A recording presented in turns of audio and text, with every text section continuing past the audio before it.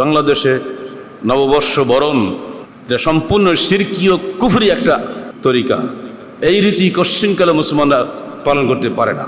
অতদিন পর্যন্ত কিয়ামত হবে না যতদিন না আমার উম্মতের একদল মানুষ, একদল নয় অনেক দল, কাবাইল, যারা মিলে যাবে বিল মুশরিকিন, মুশরিকদের সাথে। এটা হাদিসের কথা। আর কোরআনের কথা হচ্ছে কি, ওমা ইউমিনু আকসারুহুম বিল্লাহি ইল্লা ওয়া হুম মুশরিকুন। অধিকাংশ মুমিন হলেও তারা শিরক করে। কোরআনে এবং হাদিসে পরে মিলে যাচ্ছে। ঈমান আনার পরেও তারা শিরক করে এবং শিরক করবেই। যতদিন তারা মুশরিকদের সঙ্গে মিশে না যাবে ততদিন পর্যন্ত কিয়ামত হবে না। এবার আসুন নিজেদের দিকে তাকাই।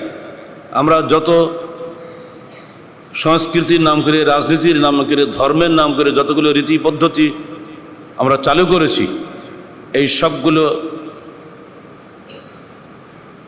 আল্লাহ রসুলের আমলের যে দিন ছিল সেই দিনের সঙ্গে মিলে কি, এটা আপনাদের বিচার করতে হবে। হিসাব নিকাশহীন, চিন্তা ভাবনাহীন মানুষের কোনো গুরুত্ব নাই আল্লাহর কাছে। একটা জিনিস চললো আর আপনি শুরু করে দিলেন, এটা হবে না। কারণ আপনি মুসলমান, আপনার নিজস্ব রীতি পদ্ধতি আছে, সেটা আল্লাহর দেওয়া শাশ্বত রীতি পদ্ধতি, এটার মধ্যে কল্যাণ নিহিত আছে। এর বাইরে সব জায়গায় অকল্যাণ। যতগুলো আছে রীতি পদ্ধতি প্রতিটি সময় আমরা দু একটা করে বলি। এখন যেহেতু আগামীকালই নববর্ষের মিছিল শুরু হয়ে যাবে, আর ইতিমধ্যে দেখতে পাচ্ছি রাজশাহী মার্কেটে ঢোকার উপায় নেই। নববর্ষের শাড়ি কিনতেছে, বাচ্চাদের জামা তো বিক্রি হচ্ছে, পুরুষদের পায়জামা পাঞ্জাবি সব বিক্রি হচ্ছে, হই হই কারবার শুরু হয়ে গেছে। অথচ এগুলো কিন্তু আমাদের বাপদাদারা তো দেখেই নি, আমরা তো বয়স বেশি হলো না তাই দেখিনি কখনো। কিসের নববর্ষ আবার, কোন দিক দিয়ে বৈশাখ আসলো, কোন দিক দিয়ে গেল টেরই পাইনি জীবনে কবি আমরা।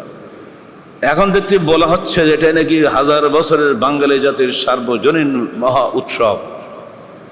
এই কোন ভাষাগুলো যেমন করে কারা তৈরি করে, এদের অতীত বর্তমান ভবিষ্যৎ কোনো জ্ঞান আল্লাহ এদের মধ্যে দিয়েছে কিনা সন্দেহ। হাতে ক্ষমতা পেলে যা খুশি তাই বলা যায়। আর যত জুলুম করে শক্তিমানরা, দুর্বলরা সবসময় মার খায়, এটাই স্বাভাবিক নিয়ম। কিন্তু মিথ্যাকে সত্য বানানো যায় না, সত্যকে মিথ্যা বানানো যায় না। ইতিহাস কখনোই কাউকে ক্ষমাও করে না। এই ধরনের মিথ্যাচার চলছে সমানে। জ্ঞানী, সুশীল এসব নামধারী মানুষদের মুখ দিয়ে জবান দিয়ে হওয়ার হামেশা আমরা শুনছি, দেখছি এবং লিখিতভাবে পড়ছি। আসল সত্য কোথায়, এটা আমাদের তুলে ধরা কর্তব্য। বাংলাদেশে নববর্ষ বরণ এটা সম্পূর্ণ শিরকীয় কুফরি একটা তরিকা। এই রীতি কোশ্চিনকালে মুসলমানরা পালন করতে পারে না। কিন্তু মুসলমানদের নির্বাচিত সরকার এগুলো করাচ্ছেন। মুসলমান নামধারী প্রফেসররা, তথাকথিত জ্ঞানী মনীষীরা এগুলো লিখছেন, টকশোতে বলছেন। এরপরও আমরা পরিষ্কারভাবে এর প্রতিবাদ করছি। এই সমস্ত বেহায়াপনা, অন ইসলামী সংস্কৃতি, এগুলো সংস্কৃতি নয়, বেহায়াপনা, ফালতু কাজ। ধর্ষণকে যারা সংস্কৃতি বলে তাদের জবানে আর কোনো কিছু বাকি থাকে? জাহাঙ্গীরনগর বিশ্ববিদ্যালয়ে কতগুলো ছেলে 100 মেয়েকে ধর্ষণ করেছে, তাই এবার পত্রিকায় ফলাও করে আসছে ধর্ষণের সেঞ্চুরি করেছে একটা ছেলে। কতটা বেহায়া হলেই পত্রিকাওয়ালারা এগুলো লিখতে পারে। যারা লেখে তাদের কলমও আটকায় না, যারা বলে তারা তো আরও নোংরা। এগুলো সংস্কৃতি নয়, এগুলো অপসংস্কৃতি। সংস্কৃতির হিসাবেই আসে না। সংস্কৃতি হলো মানুষের হৃদয়ের অনুশীলিত কৃষ্টির পরিশীলিত বাহ্যিক রূপকে সংস্কৃতি বলা হয়। এটা কখনো পরিশীলিত কৃষ্টি নয়, এটা অসভ্য, একটা পশুত্বের বিষয়টিকে যদি কেউ সংস্কৃতি বলে, সংস্কৃতির বদনাম করা হয়। এটা কখনোই সংস্কৃতি নয়। দিবস পালন ইসলামে নাই। যদি নববর্ষই পালন করতে হয় তাহলে আপনাকে 3টা করা লাগবে: বাংলা নববর্ষ, হিজরি নববর্ষ, ইংরেজি নববর্ষ। এর মধ্যে সবচেয়ে অগ্রগণ্য হলো ইংরেজি নববর্ষ। প্রত্যেক মুসলমান ইংরেজি তারিখ বলতে পারে, বাংলা তারিখ কজন বলতে পারে? মুখে মুখে বাঙালি বাঙালি করে করে তো ফেনা তুলে দেন। জিজ্ঞেস করতে আজকে বাংলা কত তারিখ বলতে পারবে কেউ? হিজরি তারিখ তো বলতেই পারবে না, অথচ নববর্ষগুলি হইচই করতেছে। মুসলমানের জীবনের প্রতিটি সকাল হলো নতুন সূর্য উদয়ের দিন।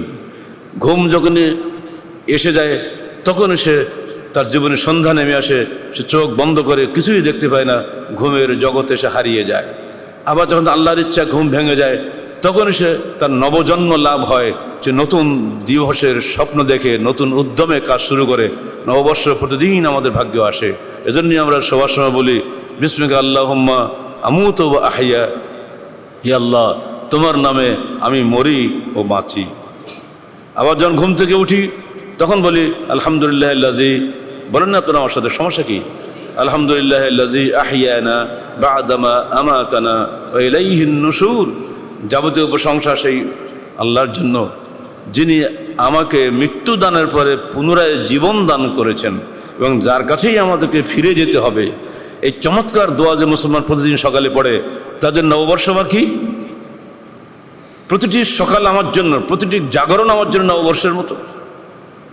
হতভাগা মুসলমান কোনো যুক্তি মানতে রাজি না, চলছে চলবে। এবারটা চলছে কব থেকে? তো জন্ম কালকে হলো। ইতিহাস যারা জানেন তাদের কাছে এগুলো কিছুই না, সেটা ধোঁকাবাজি, সেরেফ অপচয়ের একটা অনুষ্ঠান মাত্র। যাদের টাকা পয়সা আছে, টাকা খরচ করার জায়গা পায় না, যারা গরিবের ভাত মেরে নিজেরা কোটিপতি হয়েছে, তারাই এগুলো চালু করেছে। এতে গরিবের কোনো উপকার নাই, সম্পূর্ণ খেলা।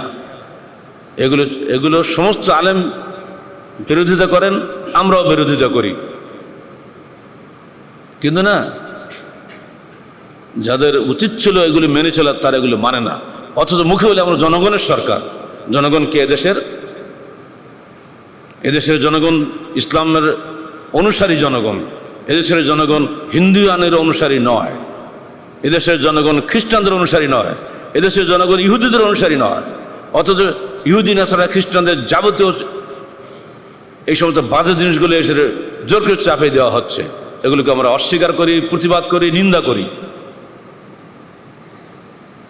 বাংলা নববর্ষের উৎপত্তি আপনারা সবাই জানেন, বহুবার আমরা এগুলো বলেছি আমাদের পত্রিকায় এবং খুতবাতে বহুবার বলেছি। প্রতি বছর খালি স্মরণ করে দিতে হয় বলেই বলছি। এটা একটা সম্রাট আকবরের ফসল আদায়ের একটা মৌসুম হিসেবে পয়লা বৈশাখকে বেছে নেওয়া হয়েছিল। ওই দিন ফসল তোলে দেশের মানুষ চৈত্র মাসে, সেদিন যাতে সবাই খাজনাটা দিতে পারে।